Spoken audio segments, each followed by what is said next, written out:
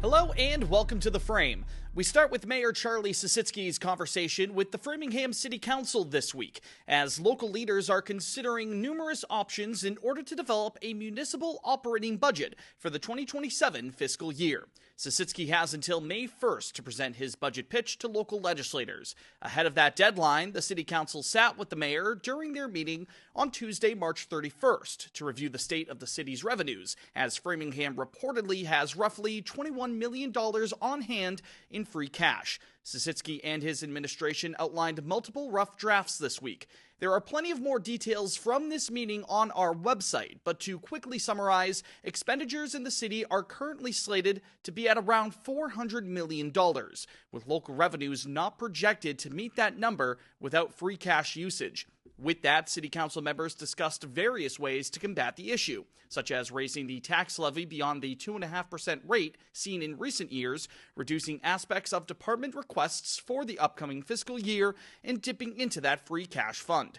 District 2 Councillor Brandon Ward said he foresees tax increases being in play, though at-large City Council member George King said the group has to be prepared to make tough decisions, adding his belief that there's not enough money to keep up with municipal services provided in recent years. This matrix is a little scary because there's only two answers. It's either the taxes go way up or the expenditures go way down. Neither of those is particularly appealing to me. No one likes to hear that, but look around. Everybody else is laying people off and making those tough decisions. It's a horrible thing to do. It sucks. But we're at the point where we don't have enough money to do everything we're doing, and we have to accept that. Eventually, the City Council unanimously approved a motion asking Sisitsky and his administration to provide multiple potential budget plans, including one that features a 3.5% increase to the tax levy, along with the use of $7.5 million in free cash. The mayor's public hearing on the FY27 budget will be held at 6 p.m. on Monday, April 27th at the Memorial Building. Meanwhile, city councilors joined police officials and Framingham residents in starting a review of the local Welcoming Ordinance this week. The document outlines the city's intent to welcome folks of all backgrounds, including immigrants, into Framingham. District 8 City Councilor John Stefanini explained during the council's Rules, Ordinances, and Ethics Subcommittee meeting on Monday the 30th that local legislators are reviewing the ordinance for the first time after it was adopted in late 2023, as recent months have seen numerous operations conducted within the city by the U.S. Immigration and Customs Enforcement. Are we prepared to deal with a surge in enforcement? Are we doing everything that we should be doing? What aren't we doing that we should be looking at? Or are we on a good course? Or should we change our course? It's an open-ended conversation.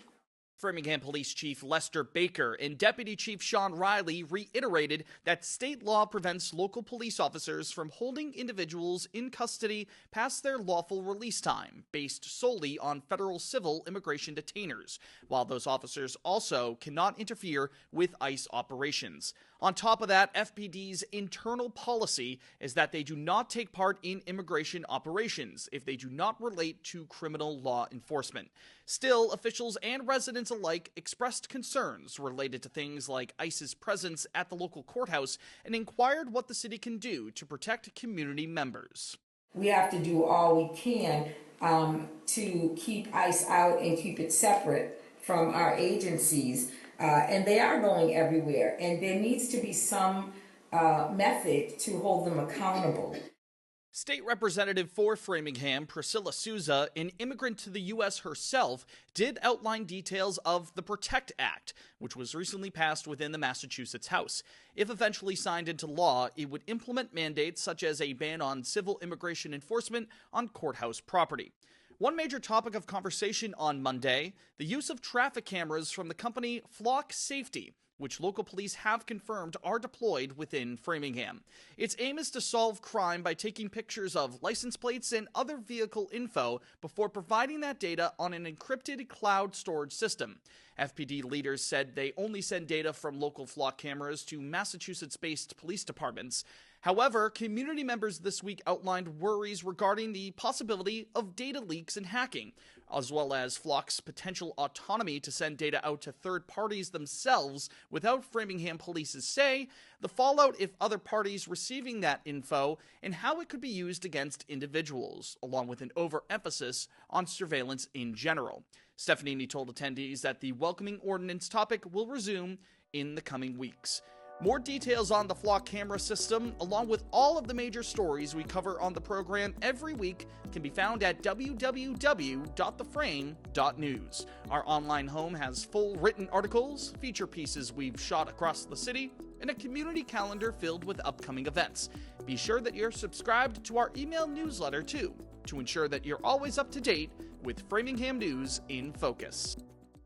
U.S. Representative for Framingham Catherine Clark was at the former Marion High School building this Wednesday, April 1st, to speak about a federal allocation worth over $3 million for the plan to develop a new community center within the city. Congress included $3.15 million within a bill signed by President Donald Trump in February, as city officials plan on using the funding to improve ADA accessibility and additional infrastructure at the site along Union Avenue, while construction carries on. City councilors have urged members within Mayor Sisitsky's administration to work towards developing a preliminary floor plan and budget for the center's creation. Sisitsky said during the group's meeting this week that details regarding the city's funding responsibility are being drafted and will be presented to the council in the near future. Until then, Representative Clark praised officials this week from the federal, state, and local levels for making this recent designation possible. We're showing what is achievable when you put people and communities first. This is how government should operate. This is what our neighbors deserve. Framingham officials have announced a new hiring to lead the municipal department that oversees the local branch of the state's Veterans Public Assistance Program, which offers resources to qualified veterans of the U.S. Armed Forces as well as their dependents. Christopher Davis has been brought in to be the city's new director of Veteran Services. A vet of the Marine Corps, Davis served on active duty between 2005 and 2013, completing a total of 3 deployments in Operations Iraqi Freedom and Enduring Freedom. A reminder that Framingham's yard waste facility on Dudley Road will reopen this Friday, April 3rd. Anyone with a valid permit can bring brush, leaves, grass, and plant waste to the site for it to be properly disposed of. Permits are good for a fiscal year, from the start of July through the end of June. The site will be open from 8 a.m. to 3 p.m. on Fridays and Saturdays, and from 11 to 3 on most Sundays. However, the facility will be closed again this upcoming Sunday, April 5th, in observance of Easter.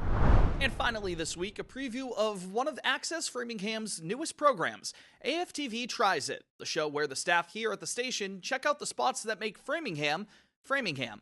Recently, we paid a visit to Central Rock Gym on Concord Street to try a little rock climbing. The team at the gym say it's a great way to stay fit and connect with neighbors. The full episode will not premiere until next week. For now, though, here's a preview of how we did. Hello. Welcome to AFTV Tries It. Got chalk all over my hands.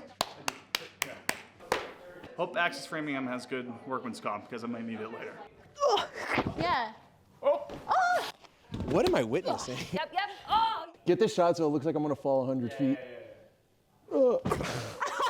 I think if we all communally close our eyes and imagine me doing it, Yeah, man! Yeah, get it! The right foot! Yeah! my grip's going. No, it's not!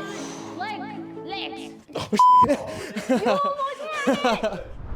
Again, that AFTV Tries It episode will debut next week, so stay tuned for that.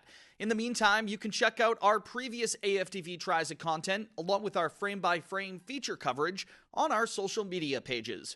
Follow @FrameNews_ on Instagram, and search for The Frame on Facebook. Subscribe to Access Framingham's channel on YouTube, and hit the bell icon to be notified when new videos are uploaded. Follow us on Spotify as well, where we publish full-frame episodes for you to watch or listen to. That's all for this week's Framingham News in Focus. On behalf of the entire team here at The Frame, thanks for joining us. My name is Brendan Fitzpatrick. We'll talk to you next week. Take care.